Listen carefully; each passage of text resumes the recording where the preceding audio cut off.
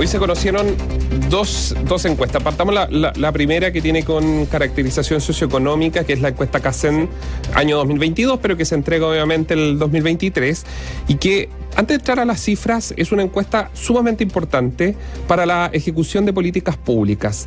Es a través de la encuesta CACEN, para que usted sepa, donde se construye la política pública del gobierno. Independiente del gobierno que está, es como una especie de la carta GAN, de dónde se van a poner, de dónde se ponen los incentivos y se evalúan otros que estaban en el pasado y que tal vez se deben cambiar o transformar o potenciar. Es un levantamiento socioeconómico que permite, por lo tanto, detectar las áreas donde hay mayores necesidades y, por lo tanto, donde deberían destinarse mayores recursos. Así es. Eso es. O sea, es el mapa, en el fondo, de la realidad socioeconómica del país por área, o sea, por región, área, comuna. O sea, y eso permite ajustar la política en sí para llegar a esas personas. En el concepto de la focalización. De la ayuda social o de los planes, digamos, de ayuda por parte del gobierno.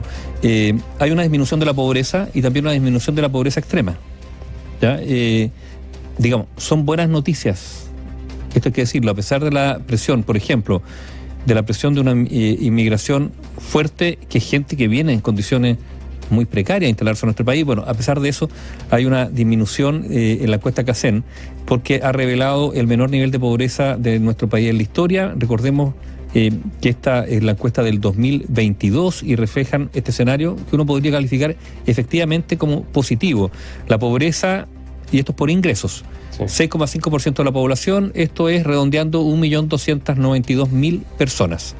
Esto en comparación con el 10,7% del 2020, que es algo relevante, digamos, y 8,5% del 2017.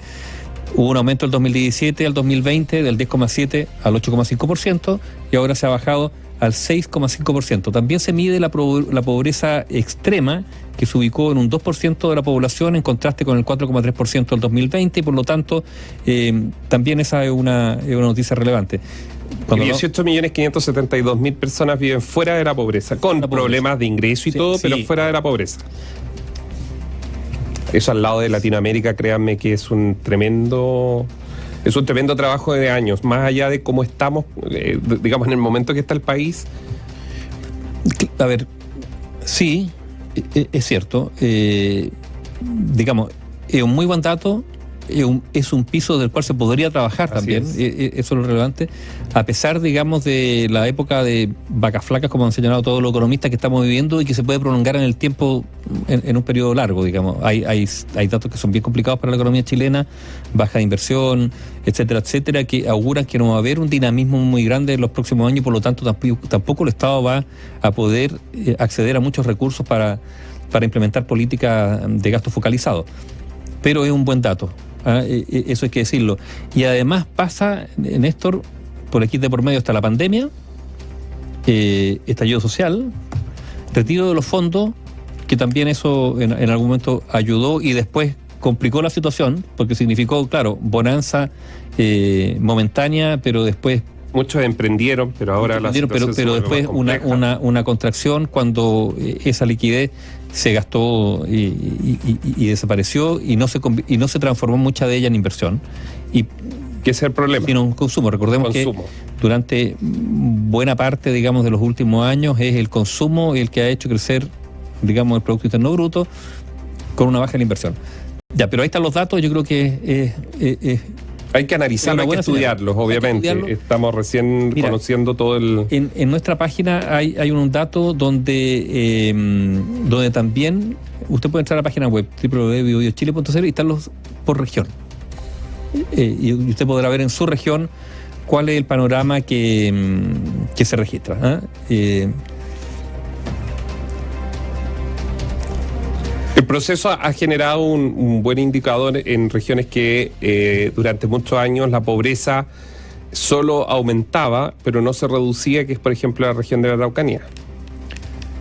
Claro. Siguen siendo cifras que hay que preocuparse, pero evidentemente es un buen dato de que se logró, digamos, cambiar esa brecha, que hacía mucho tiempo que no se podía. Pese a toda la plata de inversión que se mete con planes Araucanía, no se lograba revertir.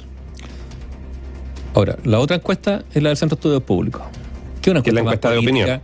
Una encuesta de opinión A ver, con todas las prevenciones que uno tiene que hacer a todas las encuestas hoy día, entre otras cosas por los vaivenes de los estados de la opinión pública, de los estados anímicos, donde las fluctuaciones o variaciones pueden ser rápidas y severas en virtud del contexto en el que se realiza esta encuesta.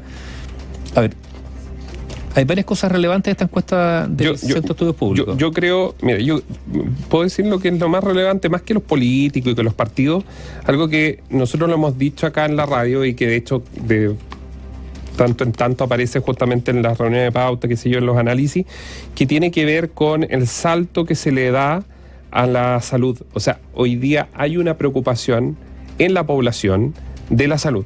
O sea, la salud, que esto no debería sorprender a nadie, porque se dijo durante la pandemia que producto de destinar los recursos, que se entendió en su momento que era una urgencia, evidentemente, reforzar sistemas, los pabellones se paralizaron. Bueno, ahora las listas de espera se engruesan, obviamente. Muchas personas les preocupa la situación de la salud. Hay clases medias altas, medias acomodadas, como usted quiera llamar, que tienen o están preocupados también con lo que va a pasar con la salud privada. Entonces, evidentemente, lleva a que la salud suba notoriamente entre junio y julio del 2023 llega a un 41%, mientras que antiguamente lo hacía 41%, mientras que antiguamente era un 32-33%, según la misma encuesta. A ver, o sea, pegó un salto. Pega un salto, se mantiene seguridad como el tema que genera mayor preocupación, aunque baja del 60 al 54%, pero igual se mantiene en primer lugar. Salud, pensiones, narcotráfico en cuarto lugar, que es algo que también se ha posicionado hace ya 3 encuestas en ese punto como cuarto o tercer ítem. Y eso puede ser porque la gente se está dando cuenta, hoy día usted camina por la calle y siente el olor a marihuana. Porque cuando hablamos de narcotráfico tiene que ver, porque la seguridad es una cosa y lo otro es el impacto que está teniendo el narcotráfico. Yo creo también porque hay una asociación que se está haciendo entre narcotráfico y crimen organizado y por lo tanto delincuencia y violencia. También eso, o sea, hay un cruce. Buena parte, por ejemplo, de los homicidios con sicariato, al final, ¿cuál es la, si no se han resuelto, cuál es la tesis que maneja la policía y que lo han expresado públicamente? Ajustes de cuenta entre bandas de narco, ¿no es cierto? Eso es como... Y por lo tanto hay un fenómeno donde el narcotráfico aparece asociado también a delitos de mucha violencia, con homicidios y además con sicariato de por medio. Y eso, claro, genera una preocupación evidente. Siempre se habla de las instituciones, hay un aumento de las instituciones relacionadas con la seguridad, probablemente por el mismo fenómeno, digamos, de la delincuencia como primera preocupación. Aparece PDI subiendo fuertemente el nivel de confianza, están las universidades, Carabineros que pega un salto, hace 3 encuestas atrás estaba en el 30 y tanto, sube al 52%, un salto muy muy fuerte en materia de confianza. Y Fuerzas Armadas también sube, claro, del 36 al 40 y tanto, 48, ¿no? Así es. Ahora, la pregunta es si esto es muy novedoso o si esta percepción uno ya no la tenía de antes, ¿no? Pero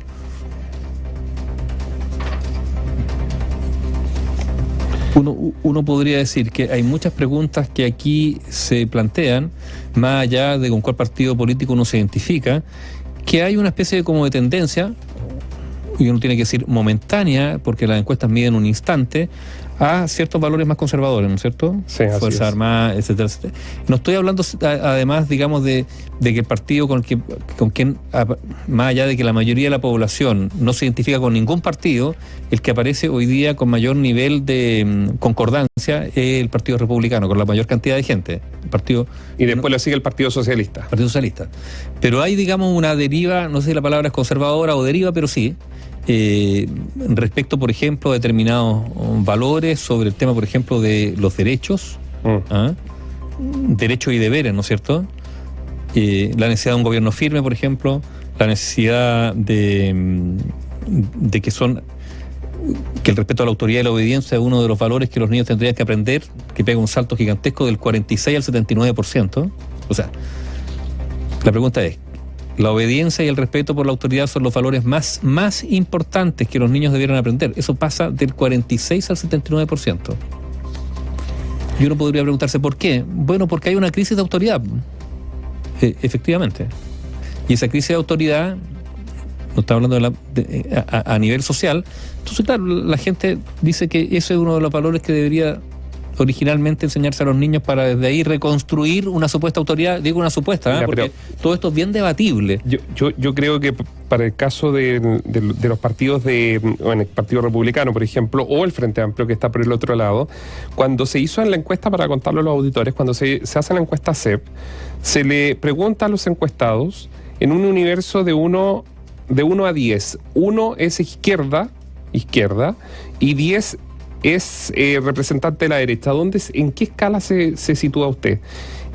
Y un 36% entre 5 y 6. Es decir, al centro. Podría eventualmente estar como hacia la izquierda o hacia la derecha, claro, pero no habría problema. Y por eso entonces uno podría empezar a entender que después del Partido Socialista viene el Partido de la Gente, el Partido Demócrata Cristiano y más abajo Renovación Nacional. Claro, pero son, a ver, también hay que decir que no, lo que te quiero decir identificaciones es residuales. Está bien, pero lo que te quiero decir, Nivaldo, es que espacio para partidos que no están hacia los extremos podría eventualmente, si surge un liderazgo, Nivaldo, podría eventualmente llevar un caudal de representación. Pero ese liderazgo quizás porque eso quiere decir que la población está... Pero no sé si de centro necesariamente, porque, a ver... Puede ser alguien de centro. O no de centro. Hay un 77% de la población que no se identifica con ningún partido. Yo creo que ese dato es desolador para el mundo político. Es desolador. Porque, a ver, el abanico de oferta política en Chile es grande, se ha multiplicado. Son muchos los partidos que existen. Republicano, lo voy a leer en el orden, de mayor a menor simpatía o identificación. Republicano, socialista, de la Gente, Democracia Cristiana, Renovación Nacional, UDI, Partido Comunista, Revolución Democrática, Partido por la Democracia, Partido Ecologista Verde, Partido Liberal, Convergencia Social, Comunes, Evolución Política y otros. O sea, mira el abanico, la oferta. Con todas las ofertas desplegadas frente a los encuestados, 77% dice no, ninguno de estos. Ninguno. Es como una pesadilla para los dirigentes políticos, encuentro yo. ¿Por qué? Porque tienen que salir a cazar voluntades que no quieren identificarse o que no se han podido identificar. Pero hay voto obligatorio. Con algún partido. Con voto obligatorio. Entonces la pregunta que surge inmediatamente, ¿sabes cuál es, Néstor? Pensando, ¿no es cierto?, en la identificación. Está bien, hay una especie como que puede ser injusto, eso también uno lo puede decir, puede ser injusto. Hay un rechazo o la ciudadanía refractaria a identificarse con un partido político. Eso abre las puertas para que líderes puedan intentar conectarse con la ciudadanía más bien desde una posición personal y no de partido. O sea, lo que algunos mencionan, ¿no? Es un tiempo favorable para las personalidades políticas y no para los dirigentes de partidos políticos. No quiero hablar de caudillismo porque ahí uno empieza a ponerle cierta connotación al concepto, ¿no? Pero es que yo creo que en el país se ha generado también una cultura de caudillismo y pasa muchas veces cuando uno empieza a ver votaciones que los parlamentarios, por ejemplo en Punta Arenas o en otros, se pueden intercambiar entre el hijo y el padre y siguen teniendo votaciones importantes. O sea, siguen teniendo representación. Entonces, tal vez esto es poco popular para quienes más de algún auditor, pero también nosotros como electores o como ciudadanos en general, se empezó a acostumbrar al caudillismo. Puede no gustarme los políticos, pero me gusta mi diputado. Puede no gustarme cuando hablamos de política en general, pero mi alcalde me entiende lo que quiero decir. Y por eso es tan difícil generar mayorías en el Congreso, porque hay una... Y los partidos irresponsablemente llevan a doctoras Corderos, al señor que bailaba antes también lo lleva a la Cámara, que estaba en un reality, ahora es... Hay un incentivo para los políticos de actuar despegados, en cierta medida, de las estructuras partidarias, porque eso también te da una imagen de una independencia frente a, aunque seas militante, que hoy día suma más que resta. Ahora, para quienes están en la construcción de mayoría en el Congreso, esto es muy, muy difícil, porque se encuentran con parlamentarios que pueden en algún momento querer perfilar su identidad más particular que partidaria, incluso a la hora de una votación relevante. Estamos pensando, digamos, en todas las negociaciones que vienen ahora en el Congreso. Para nombramientos. Para nombramiento, para reforma, etcétera, etcétera. Fíjate que, voy a poner un ejemplo.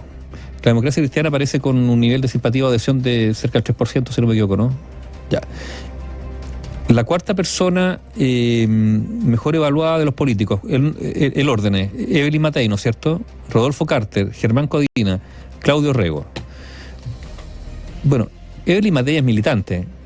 Carter y Codina...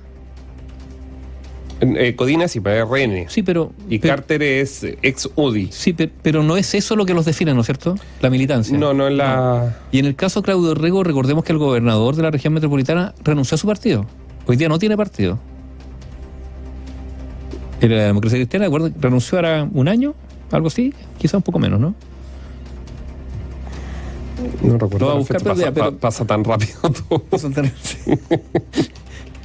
Pasa tan rápido el tiempo que estamos convencidos que estamos en marzo. Pero renunció.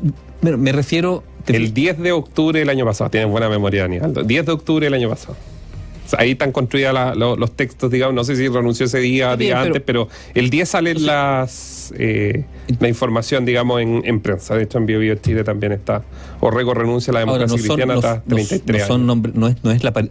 Aquí no estamos ante la aparición de un nombre nuevo, ¿no es cierto?, que surge...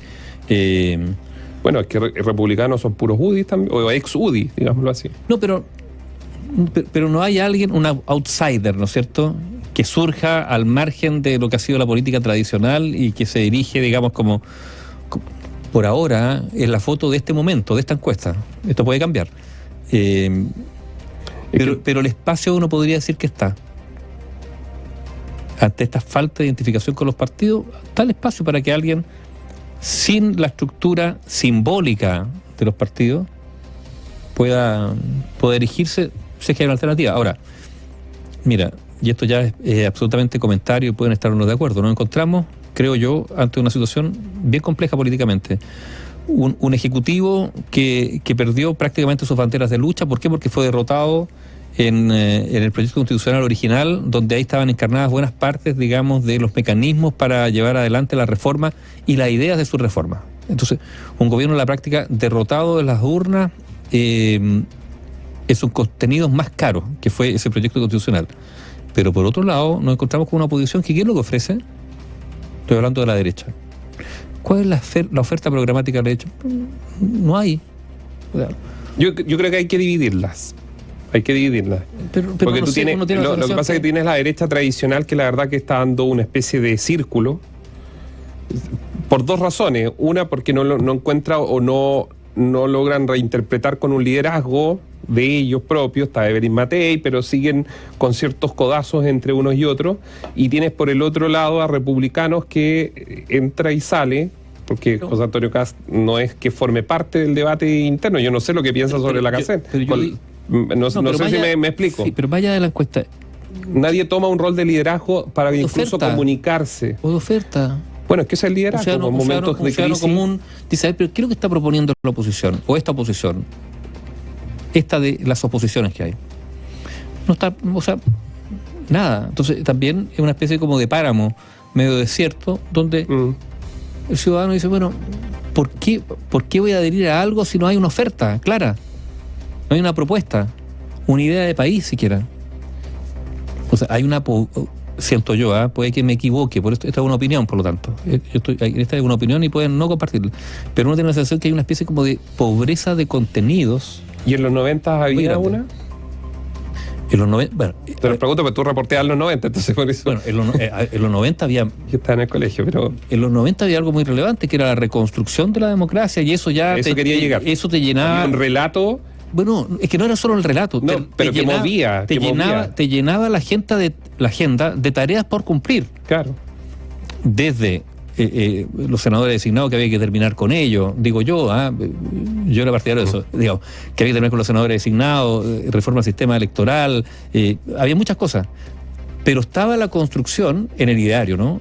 estaba la construcción del sistema democrático. Eso llenaba cualquier agenda. O sea, con perfiles y había matices. Acuérdate tú que la concertación después eso decantó, digamos, pero habían diferencias. Al inicio era mucho más amplia. O sea, habían diferencias. Tomás Hirsch con su movimiento. Sí, pero en ese abanico tan amplio habían diferencias, pero habían algunas cosas tan urgentes en las cuales coincidían todos que eso bastaba para tirar el carro para adelante.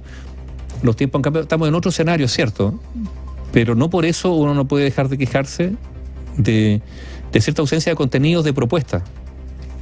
Porque la política también lo que tiene que generar, creo yo, bueno, es qué país se quiere y qué país se quiere construir entre todos. Y a veces eso no está muy claro, fíjate. Hay muchas chácharas así, para allá, para acá, críticas al otro, pero uno tiene la sensación que ese diseño no digo que no esté, pero no se ve. Digamos, en mi parte más de adulta se inició con vamos a llegar al desarrollo, vamos a dejar atrás el subdesarrollo, que esa fue del 2000. ¿Se acuerdan la campaña Piensa Positivo? Bajo el gobierno de Ricardo Lagos, el pam, para, pam, pam. Ya los que tienen cierta edad van a saber inmediato. Y estaba la campaña Piensa Positivo, donde había un relato donde vamos a salir del subdesarrollo, vamos a llegar. Hoy día no sé qué es lo que podría unificar respecto a cada uno de los sectores políticos. Bueno, se ve difícil. Además es una sociedad mucho más, no sé la palabra, dispersa, con más intereses, más diversa. Y yo insisto, y además con el fenómeno de redes sociales, que también ha generado una especie de atomización en las voluntades, los gustos, los deseos y también en las prioridades, digamos, que cada ciudadano genera. Uno podría decir también, eso ha incentivado un cierto individualismo, donde el pensamiento más del proyecto colectivo tiende a quedar un poco rezagado. Puede ser. Quizás es más difícil hoy día hacer más política, fíjate, que antes. Puede ser también. Y que los políticos actuales, en realidad, sus pobres cifras, digamos, en la encuesta también se deben a que hoy día es más difícil que antes. Y se nota. Información